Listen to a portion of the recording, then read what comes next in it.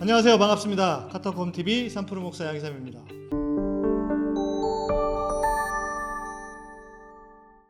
오늘은 구원은 믿음인가 행위인가 이 주제에 대해서 나눠보도록 하겠습니다. 우리가 구원을 얻는 것은 믿음으로일까요? 행위로일까요? 이 논쟁은 실은 기독교 2000년 역사에서 아주 해묵은 논쟁 중에 하나라고 할 수 있을 것입니다. 그런데 저는 이게 왜 논란이 되는지 이해를 할 수가 없습니다. 혹시 논란을 만들고 있는 것은 아닌가 하는 생각이 들 정도입니다. 예수님을 진짜 믿는다고 하면 믿음과 행위는 결코 분리될 수가 없습니다. 믿음에 합당한 열매를 맺는 것은 너무나 당연한 것입니다. 좋은 나무가 좋은 열매를 맺는 것은 세상의 이치로도 당연한 것이죠. 그리고 주님도 이렇게 말씀하셨습니다. 마태복음 7장 18절에서 20절입니다. 좋은 나무가 나쁜 열매를 맺을 수 없고 못된 나무가 아름다운 열매를 맺을 수 없느니라. 아름다운 열매를 맺지 아니하는 나무마다 찍혀 불에 던져지느니라. 이러므로 그들의 열매로 그들을 알리라. 좋은 나무는 좋은 열매를 맺고 구원받은 자는 구원에 합당한 열매를 맺는 것이 당연하다는 것이죠. 그런데 이 문제가 이슈가 되는 데에는 역사적인 맥락도 있습니다. 바울이 믿음으로 구원을 받는다라고 했던 그때로 돌아가 보면 당시에는 유대교의 행위신앙, 율법을 준수해야만 한다라고 하는 그 행위신앙이 이스라엘의 온 신앙에 팽배해져 있을 때였습니다. 거기에 바울이 우리의 구원은 오직 예수를 믿는 그 믿음으로 이루어지는 것이다 라고 이야기를 한 것이죠. 또 종교개혁자들의 시대로 가보면 당시의 로마 카톨릭은 행위신앙이 기본적인 신앙의 기초였습니다. 구원을 얻기 위해서 행위가 필요하다는 것이었죠. 자, 그러면 지금은 어떤가요? 지금은 우리가 종교개혁자의 후예들로서 오직 구원은 믿음으로만 얻는다라고 하니까 사람들이 정말 믿기만 합니다. 그리고 믿기만 하면, 여기서 믿는다고 하는 것은 일종의 신념으로 믿기만 하면 정말 구원을 얻는 것처럼 그런 구원론들이 너무나 팽배해져 있다는 것입니다. 그러다 보니까 이런 구원이 믿음이냐 행위냐 하는 그 이슈들이 다시 올라오는 것 같아요. 오직 믿음이라는 것을 오해한 사람들이 있는 것 같습니다. 그런데 가만 보면 오해가 아닙니다. 의도적인 왜곡일 수도 있습니다. 자, 신앙은 하나님의 은혜와 인간의 반응으로 이루어집니다. 하나님 우리에게 은혜를 부어주시면 인간이 어떤 형태로든 무엇으로든 반응을 해야만 신앙이 이루어집니다. 그런 신앙 안에 인간은 기쁘고 즐겁고 자원하는 마음으로 하나님을 섬기는 때도 있지만 노력을 해야만 할 때도 있습니다. 아니, 많습니다.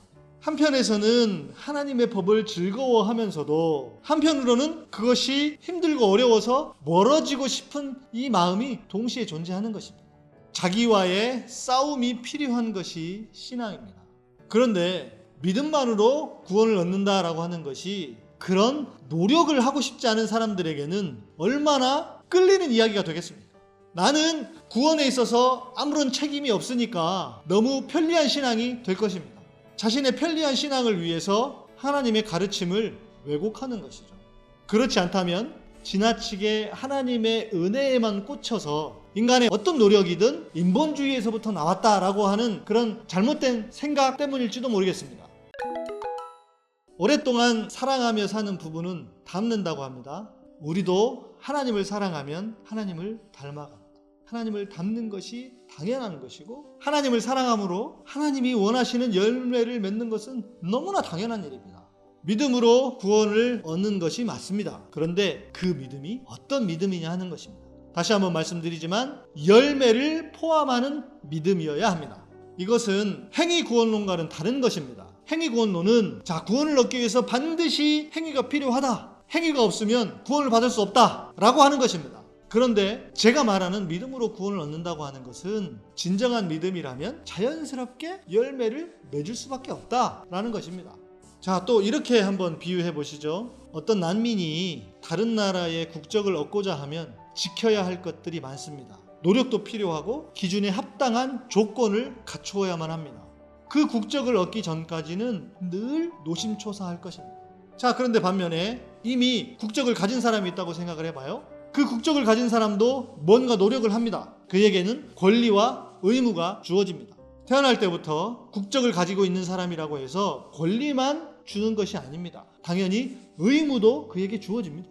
의무는 자연스러운 것입니다. 그리고 그 의무를 지키기 위해 자연스럽게 노력을 합니다. 국민으로서 나라를 사랑하기 때문에 그것은 너무나 자연스러운 것입니다.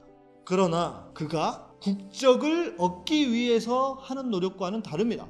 둘은 차이가 크죠. 행위구원론은 아직 국민이 되지 않아 불안한 것이고, 믿음으로 구원을 얻은 사람은 국민이 되어서 긍지를 가지고 내가 나라를 위해서 무엇을 할 것인가를 생각하는 사람입니다. 그것은 아무런 문제가 되지 않을 뿐만 아니라 자연스럽고 당연한 것입니다. 이 구원이 믿음이냐 행위냐는 크게 고민할 필요가 없습니다. 다시 말씀드리지만 구원을 받은 사람이라면 당연히 열매를 맺게 됩니다. 그 열매는 우리에게 필요한 것입니다. 만일 구원받은 사람답지 않게 열매가 없다? 그러면 그가 정말 구원받은 것인지를 의심해 봐야겠죠.